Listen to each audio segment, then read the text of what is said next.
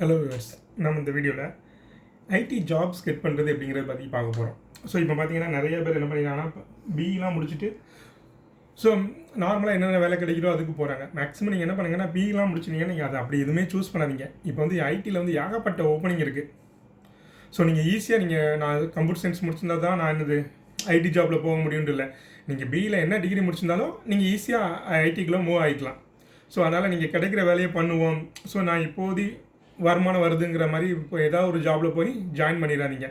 So இது என்னென்னா உங்களை வந்து ஒரு அடுத்த லெவலுக்கு எடுத்துகிட்டு போகிறதுக்கு இதுக்கு ரொம்ப ஹெல்ப்பாக இருக்கும். ஸோ இப்போ நம்ம என்ன பண்ணுவாங்கன்னா நிறைய பேர் ஊரில் வந்து ரொம்ப கஷ்டப்பட்ட ஃபேமிலியிலேருந்து வருவீங்க. நீங்கள் பிஇ எப்படியோ கஷ்டப்பட்டு முடிச்சிருப்பீங்க. முடிச்சுட்டு ஏதோ இப்போ எனக்கு 8000 சம்பளத்தில் ஒரு வேலை கிடச்சிருச்சு, நான் ஊரில் இருக்கிறேன், அப்படி எதுவுமே இருக்காதீங்க. ஸோ இப்போ என்னென்னா ஐடியில் வந்து ஏகப்பட்ட வேலை இருக்குது நமக்கு. ஸோ நீங்கள் ஐடியில் வந்து ஏதாவது ஒரு இது தெரிஞ்சிருந்தால் போதும், நீங்கள் என்ன பண்ணிக்கலாம்னா ஈஸியாக வேலை கிடைச்சிடலாம். ஸோ முன்னாலாம் பார்த்தீங்கன்னா ஸ்டார்டிங் சேலரி வந்து 8000. நான் சென்னைக்கு வந்து புதுசுலாம் 2000 அப்படி தான் இருந்தது. இப்போலாம் 8000 அந்த ரேஞ்சே கிடையாது. ஸோ குறைஞ்சது என்னது 15,000, 15K to 25K. ஸோ குறைஞ்ச சம்பளமே என்னது 15,000 25,000 வரைக்கும் கொடுக்குறாங்க. ஸோ அதனால் ஏதாவது இப்போ நீங்கள் ஐடியில் பிஇ முடிச்சிட்டிங்கன்னா ஏதாவது ஒரு சின்ன டெக்னாலஜியை வச்சு தெரிஞ்சுக்கிங்க.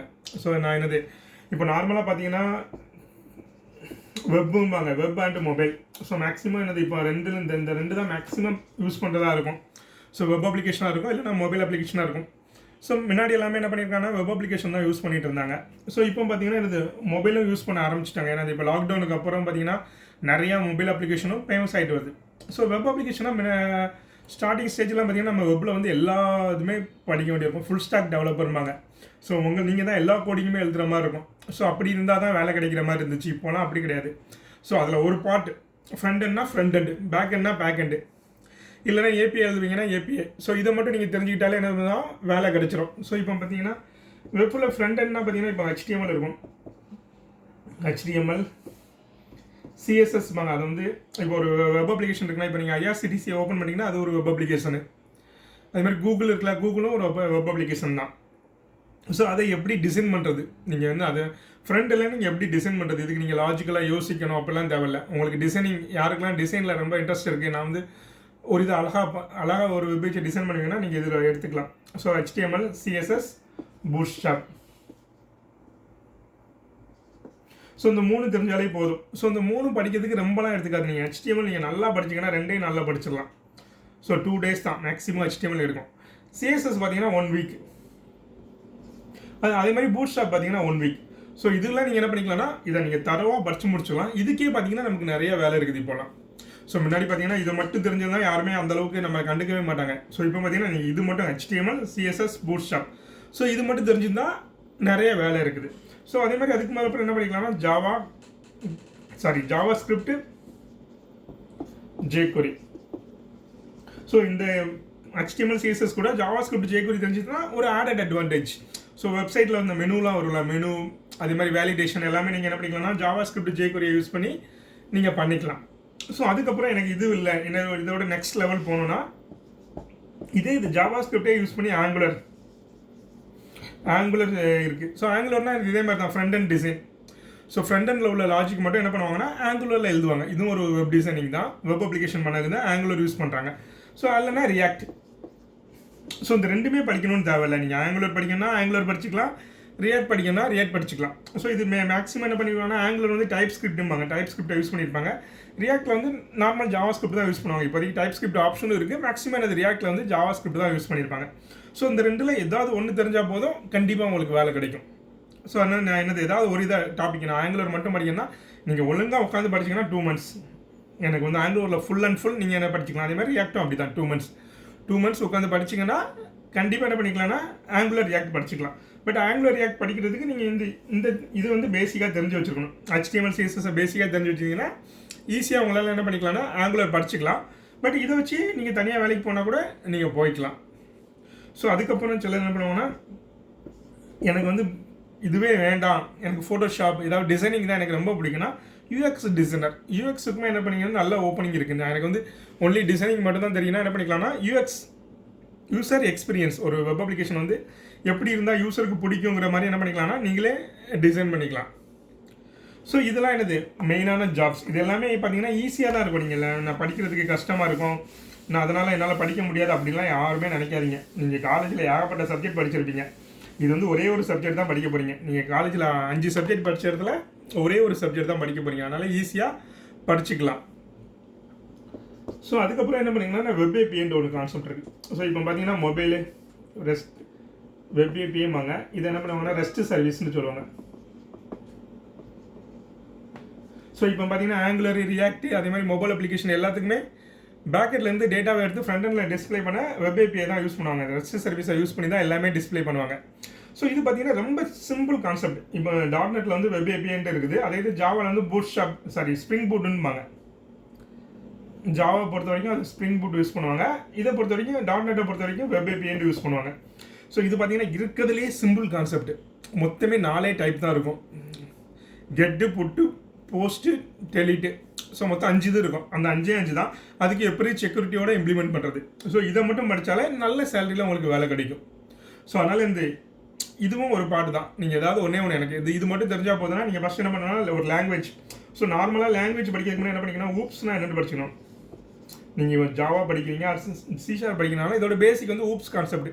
ஸோ அப்போ தான் உங்களுக்கு ஈஸியாக இம்ப்ளிமெண்ட் பண்ண முடியும் எதுனாலும். ஸோ அதுக்கு வந்து இந்த ஊப்ஸ் கான்செப்டை படிச்சுட்டு நீங்கள் இதை மட்டும் படித்தாலே போதும்.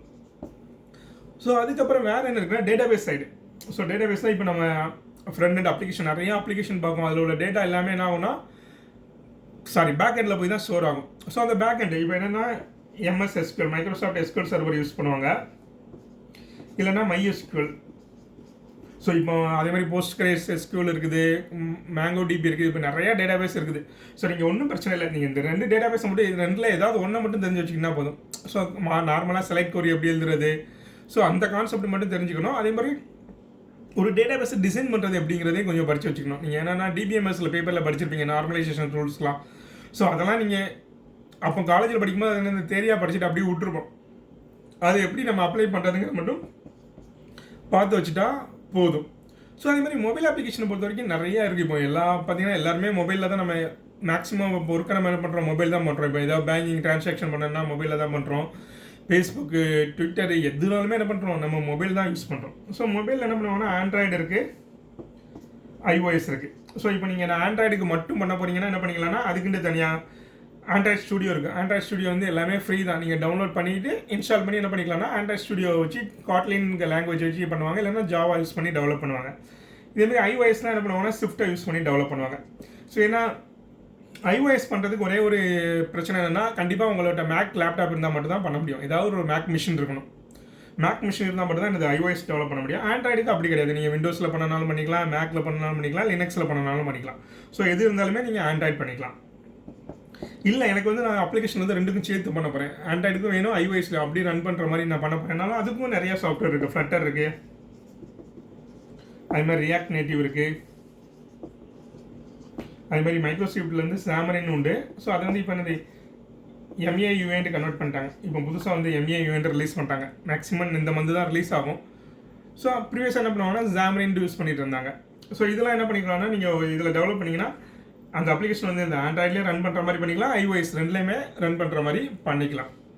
ஸோ இதுவுமே எனக்கு காம்ப்ளிகேட்டட். ஸோ நான் இதுவுமே எனக்கு படிக்க முடியாது. அப்போனா என்ன பண்ணலாம்னா டெஸ்டிங்.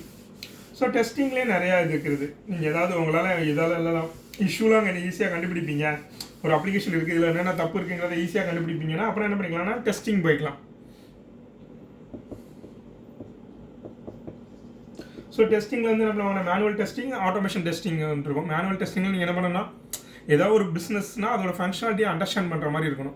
ஸோ அண்டர்ஸ்டாண்ட் பண்ணிங்கனால ஈஸியாக டெஸ்ட் பண்ணிக்கலாம். அடுத்து ஆட்டோமேஷன் டெஸ்டிங்.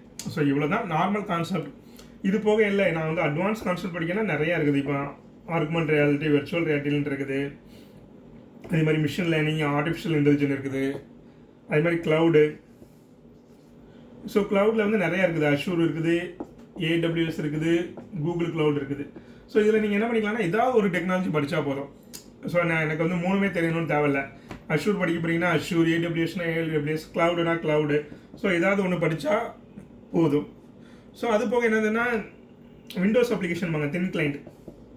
ஸோ இப்போ யாருமே அந்த தின் கிளைண்ட் யூஸ் பண்ணுறதில்ல. என்ன பண்ணிங்கன்னா விண்டோஸ் அப்ளிகேஷன் இப்போ நிறையா நம்ம சிஸ்டத்தில் இன்ஸ்டால் வேர்டு, எக்ஸல் இதெல்லாமே என்னது நார்மல் ஒரு விண்டோஸ் அப்ளிகேஷன் தான். ஸோ இது மாதிரி இதுவுமே என்ன பண்ணிக்கலாம்னா நீங்கள் டெவலப் பண்ணிக்கலாம். இல்லைனா இது வேறு என்ன இருக்குன்னா ஐஓடிலாம் கான்செப்ட் இருக்குது. இப்போ நீங்கள் அட்வான்ஸாக நான் ஏதாவது படிக்க போகிறேன்னா ஐஓடி. ஸோ நீங்கள் ஆல்ரெடி எலக்ட்ரிக்கல் எலக்ட்ரானிக்ஸ் இது மாதிரி இது நிறைய இன்ட்ரெஸ்ட் இருக்குன்னா ஐஓடி இது ரிலேட்டடாக என்ன பண்ணிக்கலாம்னா படிச்சிக்கலாம். அதே மாதிரி பைத்தான். ஸோ பைத்தான் வந்து எப்போவுமே எல்லாத்துக்குமே யூஸ் பண்ணுறாங்க. நீங்கள் பைத்தானை யூஸ் பண்ணி என்ன பண்ணிக்கலாம்னா நிறையா ப்ரோக்ராம் பண்ணிக்கலாம். ஸோ அதனால் என்னென்னா இப்போ ஐடி ஃபீல்டு வரைக்கும் நிறைய ஓப்பனிங் இருக்குது. இந்த சிச்சுவேஷனை கரெக்டாக யூஸ் பண்ணிக்கிங்க. ஸோ நான் ஊர்லேயே தான் இருப்பேன் அப்படிலாம் நினைக்காதீங்க. ஸோ நீங்கள் ஒரு 2-3 வருஷம் வந்து நீங்கள் ஒர்க் பண்ணிட்டு கூட அதுக்கப்புறம் ஒரு காசு சேர்த்துட்டு நீங்களே போய் பிஸ்னஸ் பண்ணலாம். ஸோ இப்போ நீங்கள் ஊரில் வந்து நான் ஏதாவது பிஸ்னஸ் பண்ண போகிறேன்னு ஏன் பண்ணியிருப்பீங்க, ஆனால் காசே கிடைக்காது. ஸோ அப்போல்லாம் யோசிக்காதீங்க. இங்கே வந்து நீங்கள் ஏர்ன் பண்ணுங்கள், ஏர்ன் பண்ணிவிட்டு அதை வச்சு நீங்கள் பிஸ்னஸ் பண்ணுற மாதிரி பார்த்துக்கங்க. ஸோ இது ரிலேட்டடாக ஏதாவது டவுட்னா நீங்கள் கமெண்ட் பண்ணுங்கள், நான் உங்களுக்கு ஹெல்ப் பண்ணுறேன். Thank you viewers.